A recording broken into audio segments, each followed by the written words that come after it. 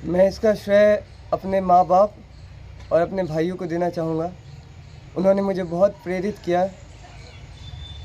और मेरे भैया जो 12 मैंने अपनी पढ़ाई यहीं इस गांव से शुरू की थी। जी जी। मैंने कक्षा 7 तक यहाँ आरपीएम पब्लिक स्कूल से अपनी पढ़ाई की। उसके बाद मैं 1 साल के लिए हॉस्टल में गया था, वहाँ सरस्वती विद्या मंदिर जी जी। जो समस्तीपुर में है। जी जी। फिर मैं 2 साल के लिए मैं बस ये कहना चाहूँगा कि ट्रेनिंग कठिन होती है और वो हमारे लिए ही होती है।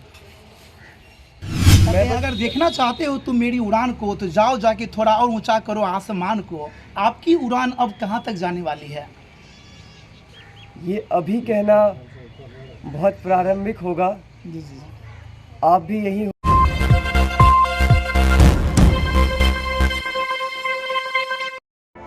जवानों को जगाने भगत सिंह फिर से आएगा।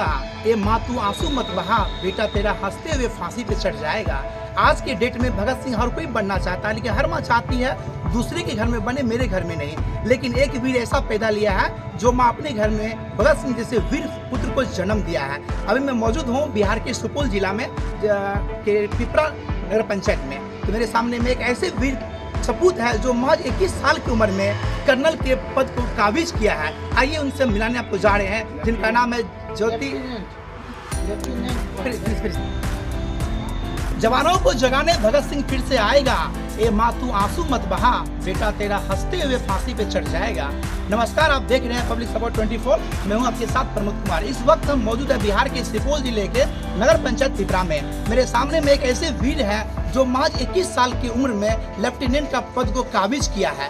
और मैं आपसे मिलाऊंगा और उनसे बात करने जाऊंगा और जानेंगे सफलता की कहानी उन्हीं की जुबानी। आइए हम बात करते हैं। सबसे पहले आपका स्वागत है हमसे बात करने के लिए।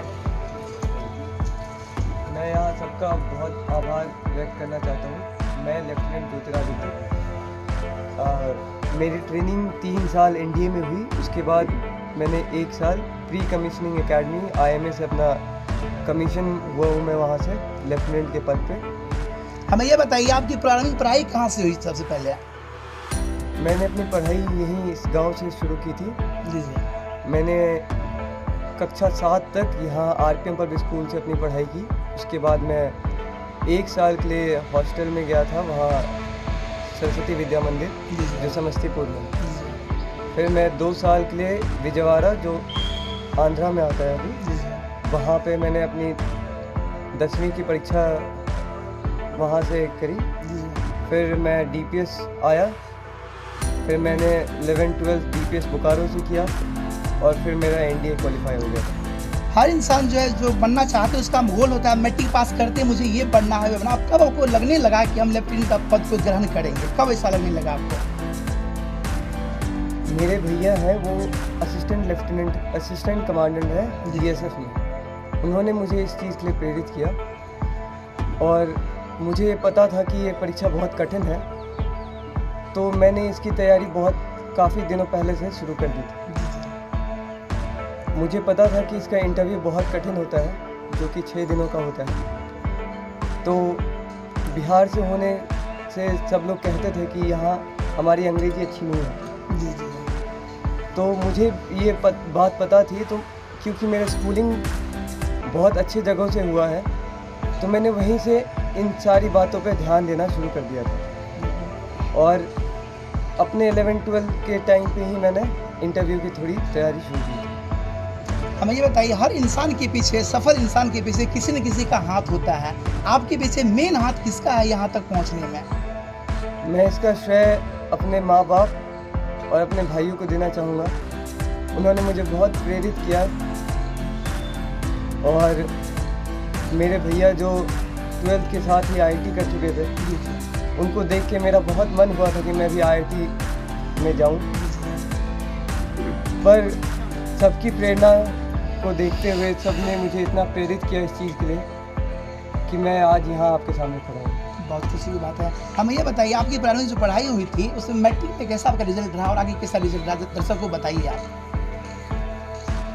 10th में मुझे 10 CGPA आया था, जो कि उस टाइम का हाईएस्ट होता है। जी जी। और 12वीं की परीक्षा में मुझे 91% मार्क्स आए थे। और फिर उसी साल मेरा एनडीए क्लियर हो गया था। सफलता की उड़ान आप यहाँ तक पहुँच चुके हैं, और यह बताइए यहाँ तक पहुँचने में जो आपको संघर्ष करना पड़ा, मुश्किल से गुजरना पड़ा, वो मुश्किल का दौर कब आया आपके जीवन में? सब कहते हैं कि if you want to see heaven join NDA, if you want to see hell they say if you want to see the heaven go and see the NDA, क्योंकि वो कैंपस बहुत ही बेहतरीन है कि आप अगर स्वर्ग देखना चाहते हैं तो एनडीए जाके देखिए, लेकिन if you want to see hell join NDA. वो कहते हैं अगर आप नर्क देखना चाहते हैं तो एनडीए को ज्वाइन करिए। वो ट्रेनिंग बहुत ही कठिन है और मुझे लगता है कि हर नौजवान को वहाँ जाना चाहिए। देश सेवा के लिए आप समर्पित हैं और महज 21 साल में इतना बड़ा पद पे काबिज है। यह बताइए देश सेवा के प्रति किन से आप प्रेरित होते हैं, किन से प्रेरणा लेते हैं? मेरे दादाजी यहाँ के नहीं थे, वो यहाँ आ चुके थे। वो यहीं पिपरा अस्पताल में थे, तो वो मेरे प्रेरणा के स्रोत थे। क्योंकि जब मैं छोटा था तो यहाँ मैं बहुत लोगों को नहीं जानता था, लेकिन वो मुझे मेरे दादाजी के नाम से जानते थे। क्या बात है। वो मुझे मेरे दादाजी के नाम से बुलाते थे और कहते थे कि उन्होंने अपने टाइम पे यहाँ पे बहुत सेवा लोगों की, बिना किसी पैसे और बिना किसी चीज़ के उन्होंने सबकी सेवा की। तो वो मेरे सबसे बड़े स्रोत थे। ट्रेनिंग में आपको 4 साल करीब लगा। 4 साल में कैसा ट्रेनिंग लगा, उसमें किस तरह से आपको गुजरना पड़ा, किन किन विधाओं से गुजरना पड़ा, कृपया दर्शक को बताइए आप। मैं उस ट्रेनिंग को किसी शब्दों में नहीं पिरो सकता। मैं बस ये कहना चाहूँगा कि ट्रेनिंग कठिन होती है और वो हमारे लिए ही होती है। मैं बस दर्शकों को ये कहना चाहूँगा कि अगर आप में या आप झिझक रहे हो इस बात से कि ट्रेनिंग कठिन होगी और मुझसे नहीं होगी, ऐसा कुछ नहीं होता। जब हम सब साथ होते हैं वहाँ मुश्किल से मुश्किल वक्त गुजर जाते हैं। कहते हैं होनहार विद्वान के होत चिकने पात। जो आदमी होनहार होते हैं उन बचपन से ही उसमें विधा होती जाती है। तो आपकी जो पढ़ाई शुरू में थी, आपको शिक्षकों का क्या प्यार मिला था आपको शुरुआती दौर से? मैं शुरुआत से गणित में बहुत अच्छा था, तो सबको लगता था कि मैं इंजीनियर बनूँगा।